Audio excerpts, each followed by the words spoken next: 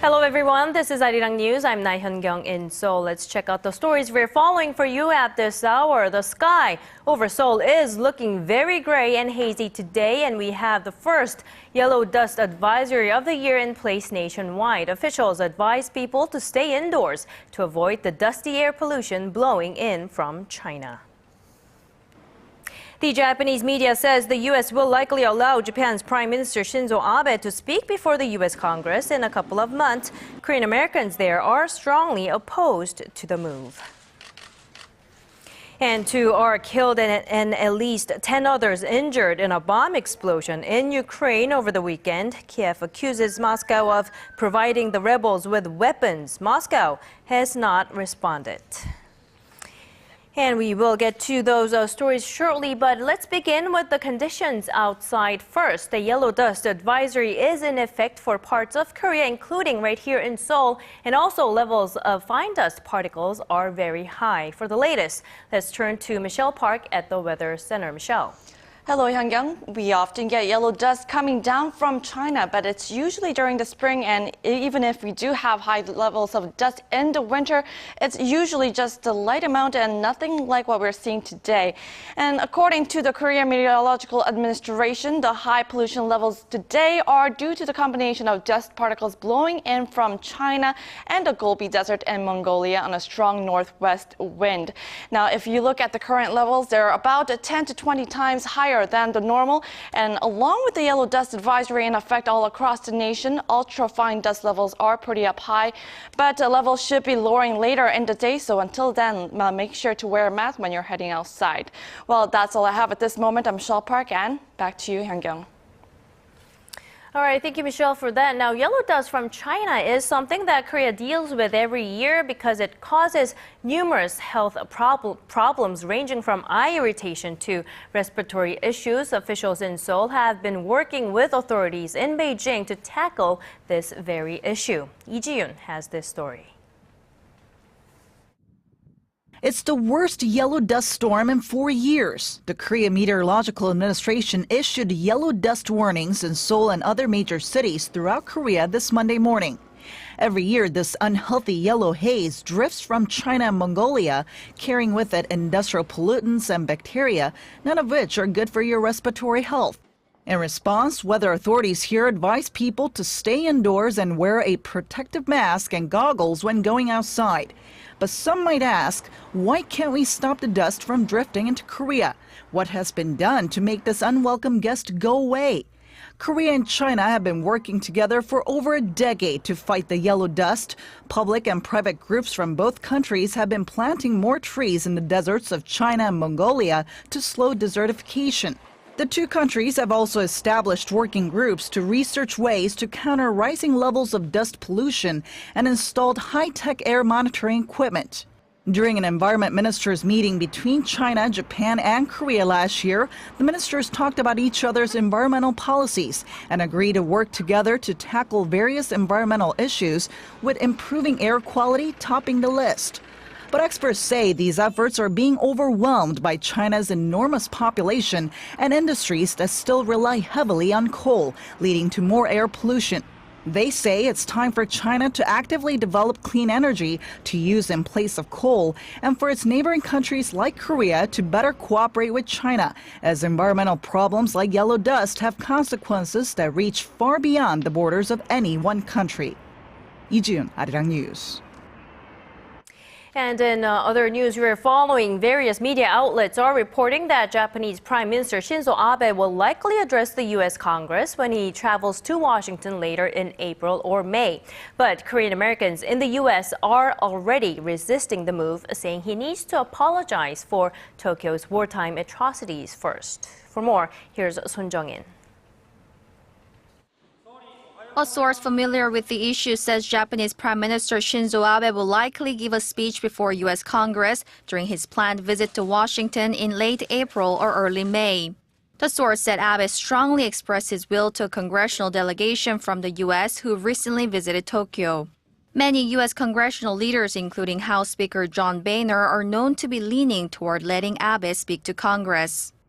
If Abe gets the green light, it will mark the first time a Japanese prime minister has addressed U.S. Congress in 54 years. Former Prime Minister Hayato Ikeda was the last Japanese leader to give a speech before the House of Representatives all the way back in 1961. Before that, Nobusuke Kishi addressed Congress in 1957 and Shigeru Yoshida in 1954.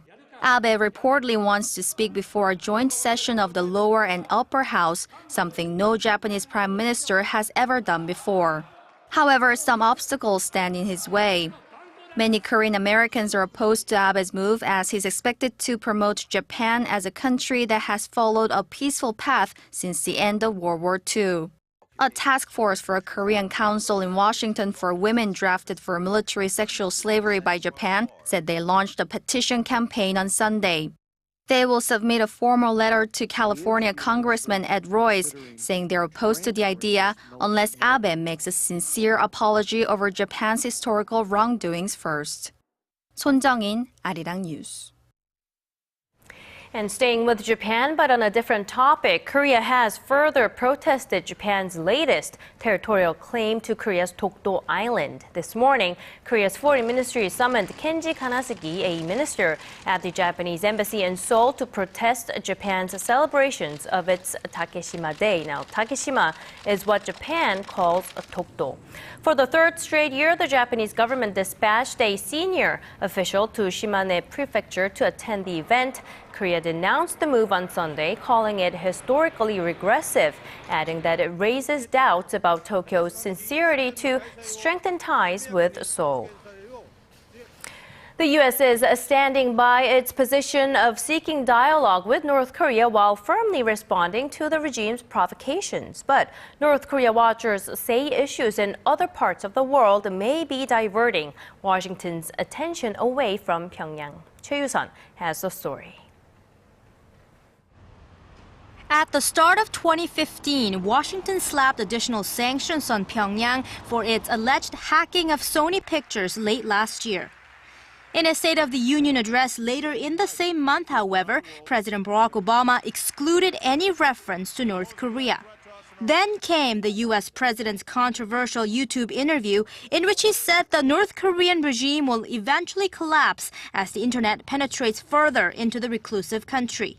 And it is very hard to sustain that kind of brutal authoritarian regime in this modern world. The State Department's official overseeing East Asian affairs days later said that bringing change to North Korea doesn't necessarily involve a collapse of the current leadership. The fact of the matter is, we don't have a hostile policy. We have a denuclearization policy. Washington's point man on North Korea, Sung Kim, reportedly failed at a recent attempt to engage with the North in a third country. While Kim has said the U.S. has always taken a two-track approach of enforcing sanctions and keeping the door to dialogue open, it seemed odd for the administration to make such a conciliatory gesture immediately after imposing new sanctions. Analysts suggest with the latest proposal, the administration sought to hold the North accountable for the impasse rather than actually resume talks. North Korea chumming up with Russia as of late is also not a welcome development for the U.S., especially as Moscow has invited both the South and North Korean leaders to its World War II commemorative ceremony in May. And that, according to some analysts, prompted President Obama to cause a stir. All in all, crises in the Middle East and Ukraine, along with prolonged deadlock in the North Korean issue, are thought to have diverted the White House's attention away from Pyongyang. Choi Yu-sun, ARIRANG News.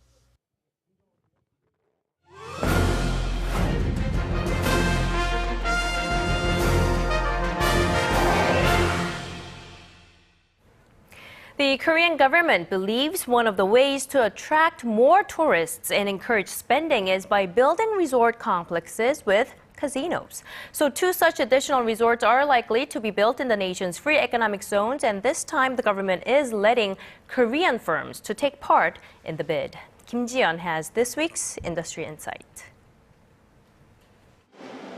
Will the opening of resort complexes equipped with hotels, shops, and casinos bring investment and boost the economy? The Korean government is betting it will. It believes it can raise $1.8 billion from the casino industry.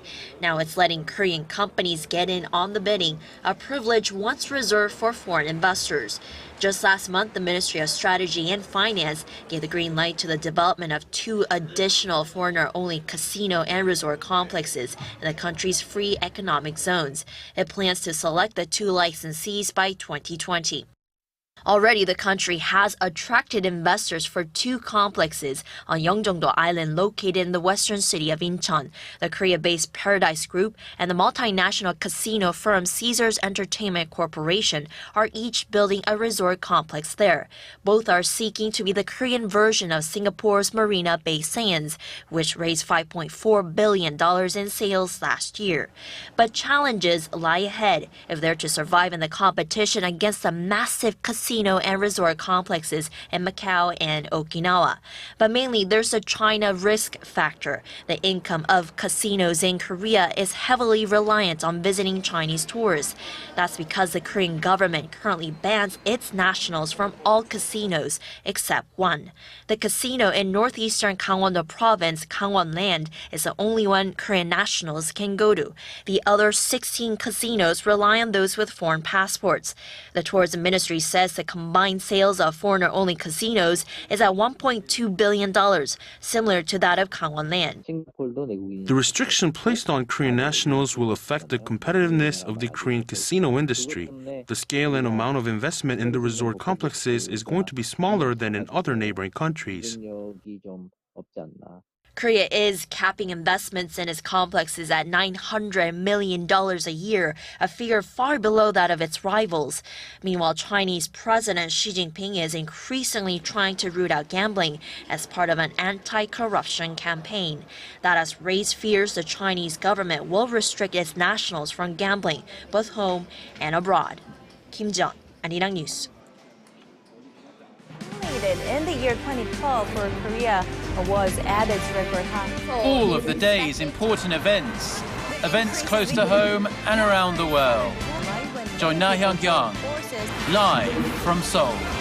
Shopping market thinks the true meaning of creation shines through. Korea's shipbuilding industry was once one of the main driving forces for the country's economic growth, but a recent OECD report says the sector is posing a threat to the economy. Kim Min-ji explains. Korea's shipbuilding industry is facing serious challenges to getting itself back on solid footing.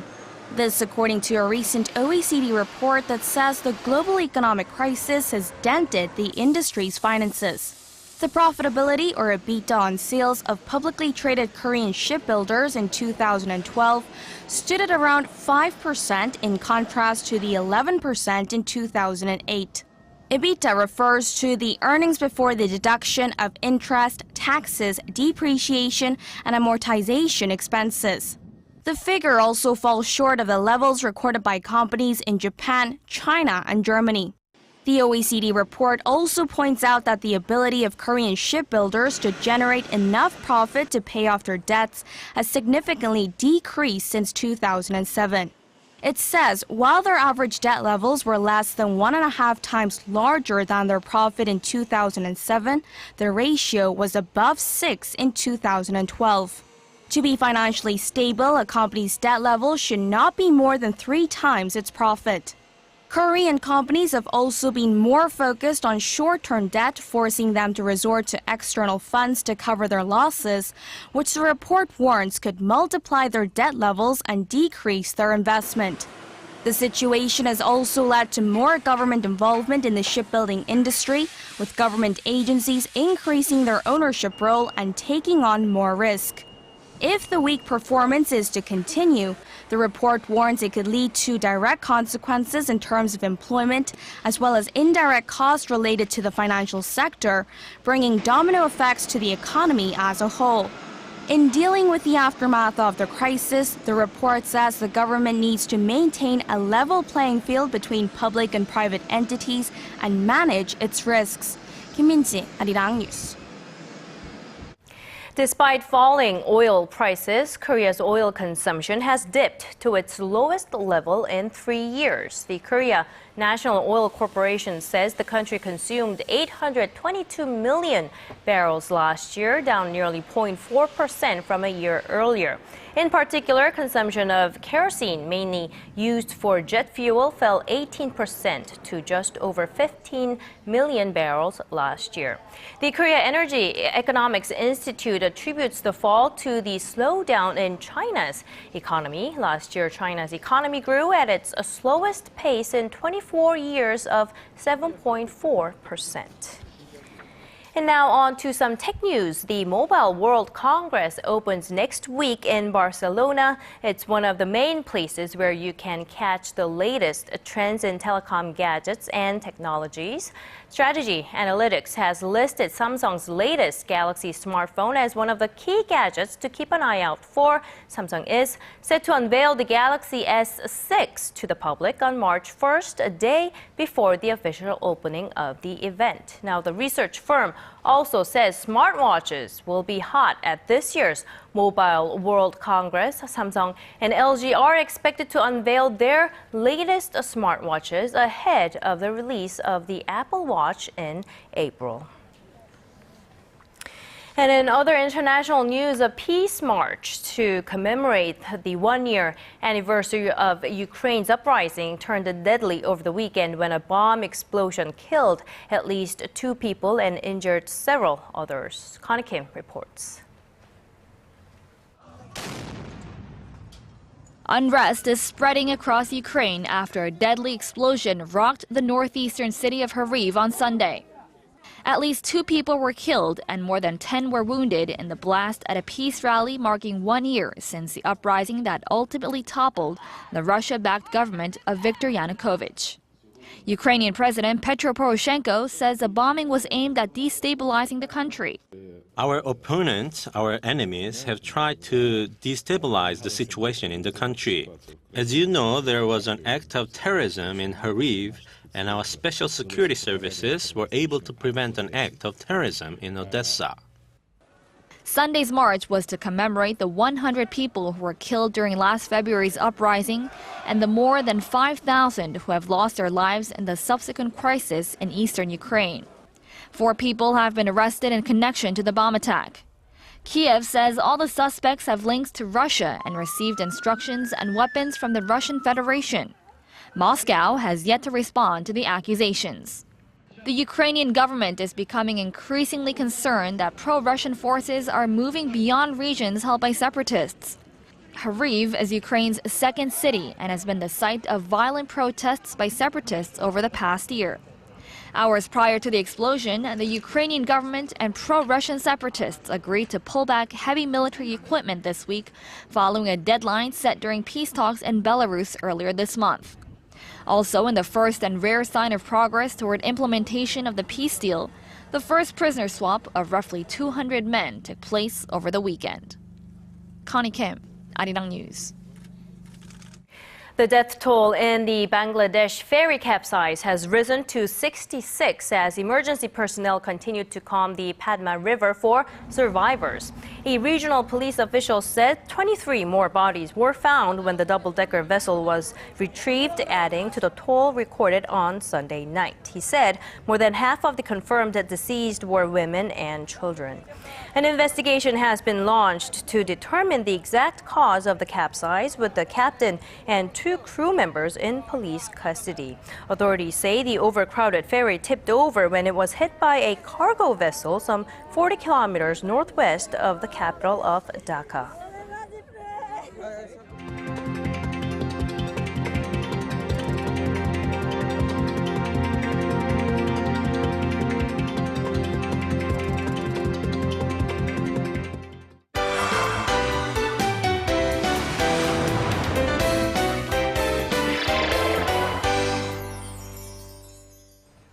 Some Sometimes a message is more powerful seen, not heard. And a world-renowned contemporary artist is aiming to send a message through her art with a new solo exhibition that just opened right here in Seoul. Our Im Yoon-hee is here to tell us all the details. Good afternoon, Yoon-hee. So today we are going to talk about artist Laah Hyun-kyung. Right, exactly. So this is an artist who's had her work shown at galleries and exhibitions around the world, and now she's finally opened a very special solo exhibition here in Seoul, where she takes a look at nature and its relationship to mankind.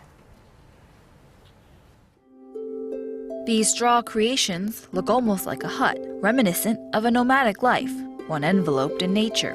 But these works are actually scaled-down straw recreations of famous religious architectural structures from around the world. Artist Laah Hyun-kyung is one of Korea's most successful contemporary artists, with exhibitions held around the world. And for the first time in over 5 years, she's having a solo exhibition in Seoul with brand new works revealing her abstract views on nature, humankind, and the relationship between the two. I don't know if it's a strong curiosity or genuine feeling, but I hope people see this as an opportunity to see what drives my work. The exhibition features a collection of works spanning her long, successful career.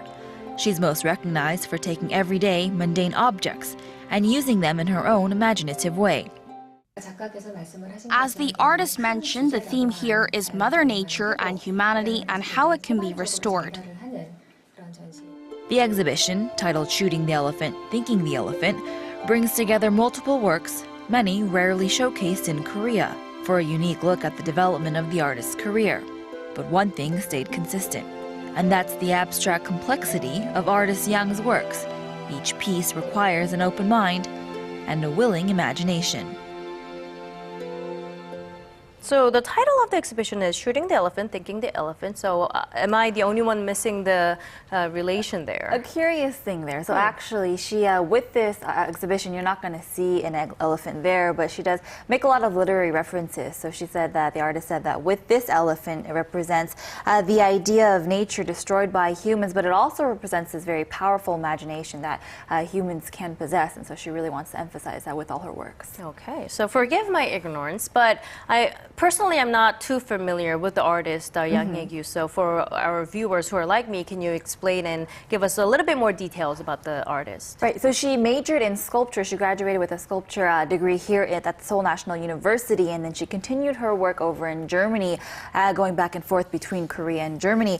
But with this most recent project, the straw sculptures that you just saw in the report, it evokes a very sort of very folktale kind of, I guess, aspect, and that stems back to traditional Korean culture. But at the same time, she also includes a lot of other cultures that she has seen and experienced from around the world.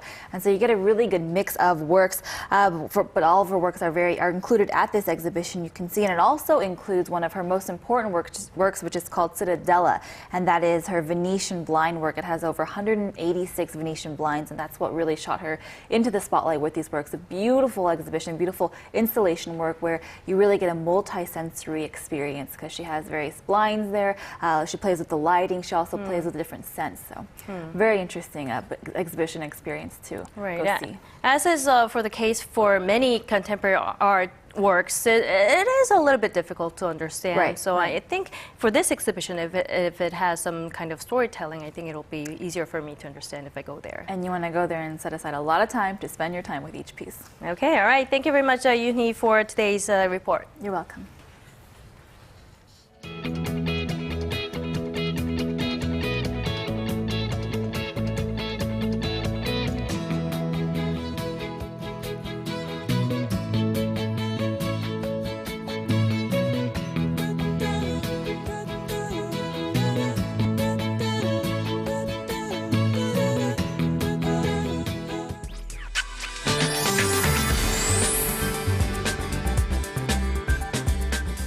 Hello everyone, I'm Michelle Park here with the latest weather forecast. If it weren't for the fine yellow dust, it would have been a brighter day, in fact, because as you can see here, the nation is under pretty clear skies. Now, temperatures will be on the mild side as well, ranging from between 6 and 12 degrees Celsius during the day.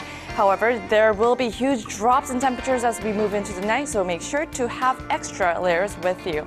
Now, going over to our readings for today, Seoul will peak up to 6 this afternoon, while Gwangju and Busan will reach up to 9 and 12 degrees. And moving over to other regions, Jeju Island gets up to 9 as well. Dokdo hits 8, while Nangang drops low to -4. Well, that's all for now, Michelle Park, and I hope you have a wonderful day. And that's ARIRANG News for now. I'm Laah Hyun-kyung in Seoul. Thanks for staying with us. More updates coming up at 4 p.m. Korea time. Goodbye for now.